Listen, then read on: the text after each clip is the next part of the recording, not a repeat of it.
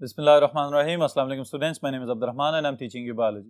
Students, in this session we will talk about the human female reproductive system, इसके general structures और थोड़ी सी physiology जो आपके syllabus में शामिल है, इसको one by one देखते हैं डिटेल से बोर्ड पे।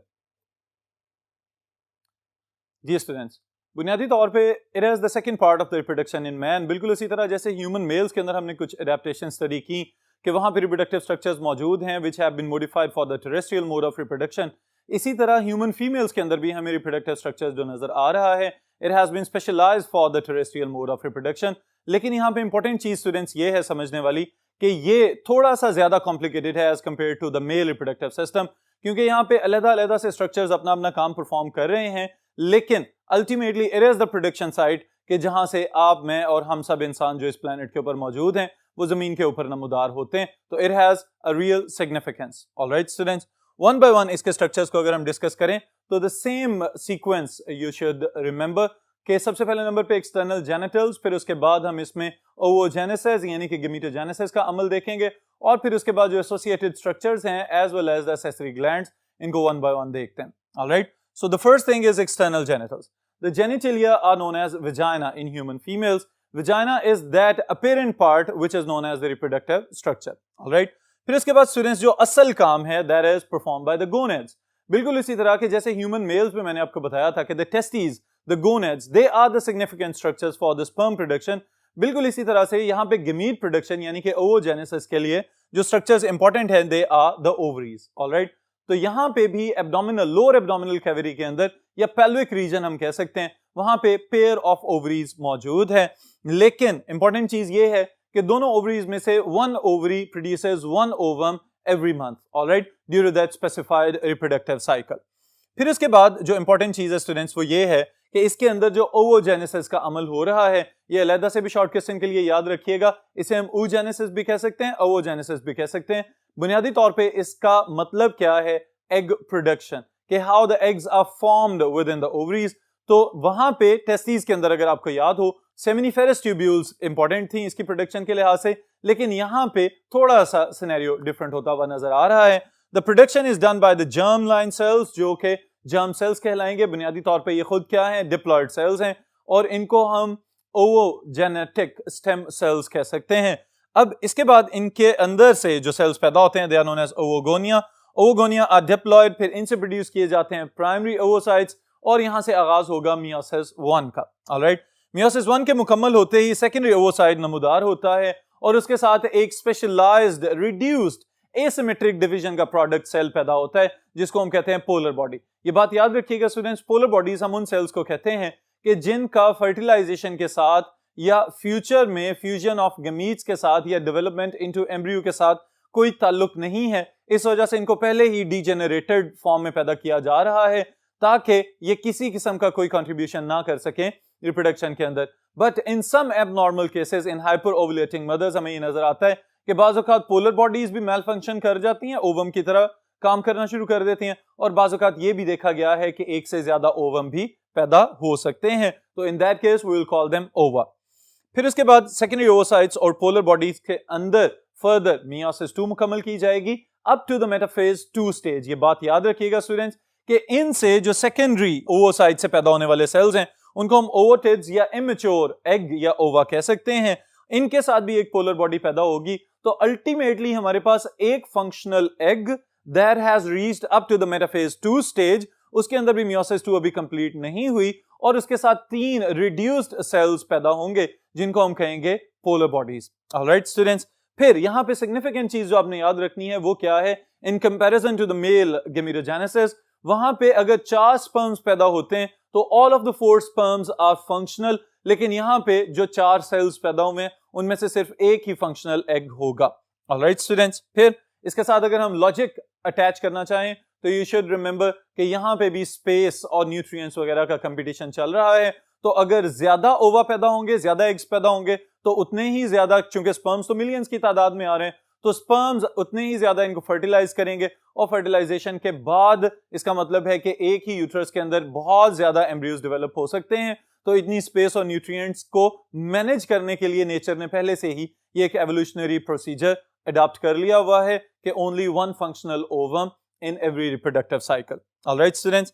फिर उसके बाद इंपॉर्टेंट एमसीक्यू स्टेटमेंट्स हैं, ये आपने याद रखनी है. Meiosis 2 proceeds up to metaphase 2 and then completed only if oocyte or the egg is fertilized. अगर fertilization होगी उसके बाद जाके meiosis 2 को मुकम्मल किया जाएगा and then the cell it will start its cleavage or the further future cell divisions. All right.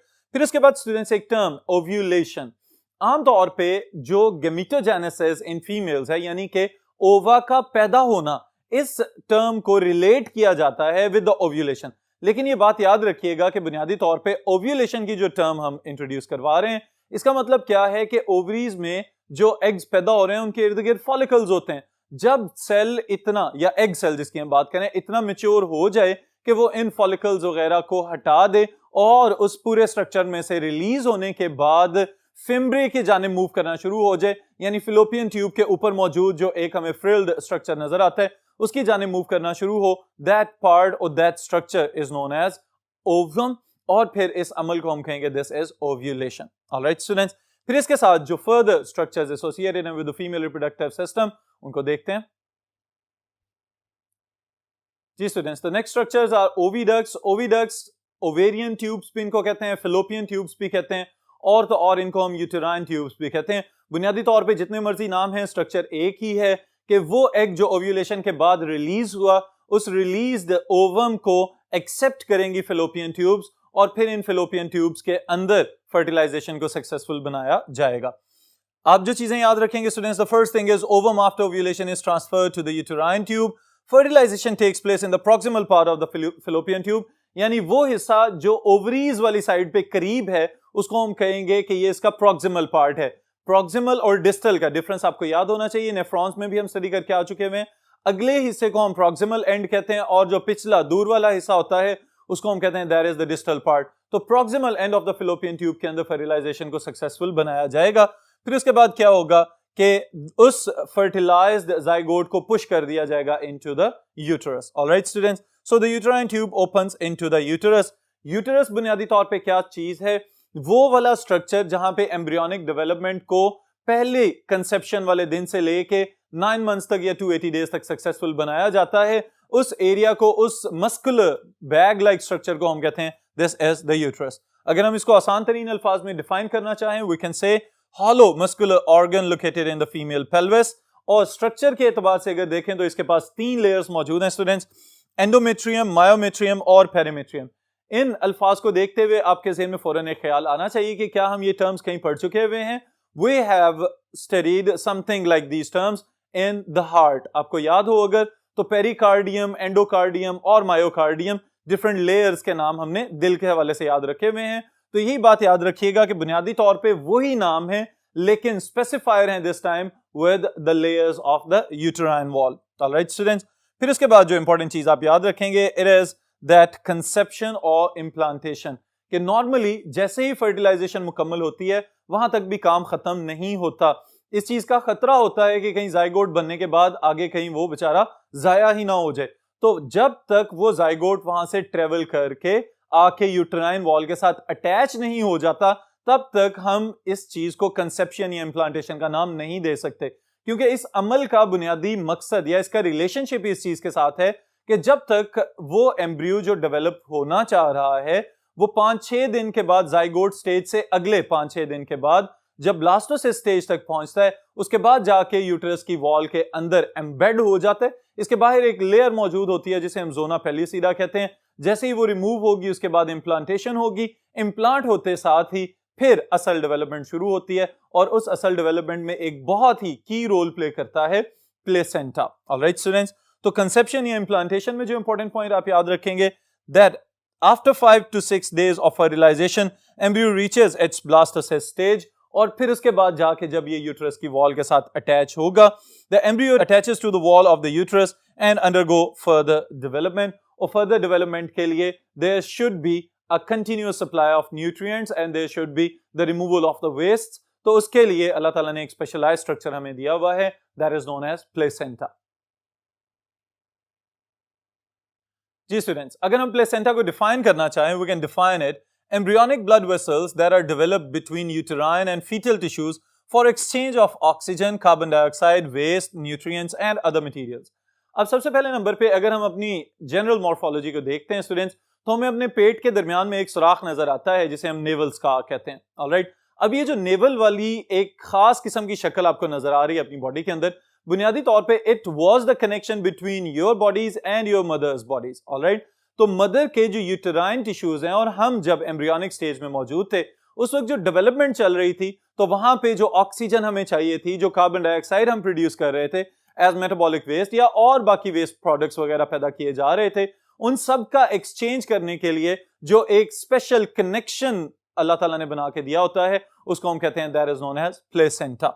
Alright students, फिर उसके बाद प्लेसेंटा बुनियादी तौर पे खुराक प्रोवाइड कर रहा है और डेवलपमेंट मुकम्मल हो रही है फॉर द 280 डेज और उसके बाद फिर बर्थ वगैरह वाली कंडीशन आ जाएगी। फिर उसके बाद सर्विक्स जो रिप्रोडक्टिव स्ट्रक्चर का इंपॉर्टेंट हिस्सा है, it is basically a connection between the uterus and the vagina. इसको अगर डिफाइन करें तो uterus opens into the vagina through the cervix, यानी ये वो सिलेंड्रिकल स्ट्रक्चर है जो सिर्फ कनेक्ट कर रहा है यूट्रस को with the external genital tube like structure. Alright, फिर उसके बाद स्टूडेंट्स आप इंपॉर्टेंट स्टेटमेंट याद रखिएगा, urethra and vagina have independent openings. यहां पे मैं आपको रिवाइज करवाता चलूं, ह्यूमन मेल्स के अंदर जो एक ही ट्यूब है फॉर द एक्सक्रीशन और urination as well as for the ejaculation, तो इस वजह से यूरेथ्रा को हम कहते हैं कि urethra in human mails is urinogenital duct. Alright, लेकिन ह्यूमन फीमेल्स के अंदर ये बात काबिल गौर है कि यहाँ पे urethra has a separate opening, vagina has a separate opening. Alright, इस चीज को याद रखिएगा एमसीक्यू स्टेटमेंट के लिए।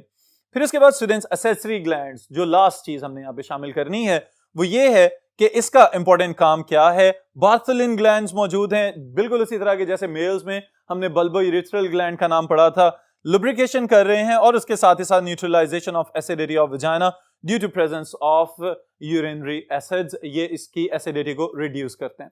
ऑलराइट स्टूडेंट्स, तो ये पूरा प्रोसेस बुनियादी तौर पे स्ट्रक्चर को एक्सप्लेन कर रहा है और साथ ही साथ अगर फर्टिलाइजेशन सक्सेसफुल हो जाए तो ये वाला सारा काम होगा, लेकिन अगर फर्टिलाइजेशन सक्सेसफुल नहीं हो रही या स्पर्म्स की कोई अवेलेबिलिटी नहीं है तो उस सिनेरियो में एक डिफरेंट केस डेवलप होता है जिसको हम मेंस्ट्रुएशन कहते हैं। इसकी डिटेल्स इंशाल्लाह नेक्स्ट सेशन में स्टडी करेंगे।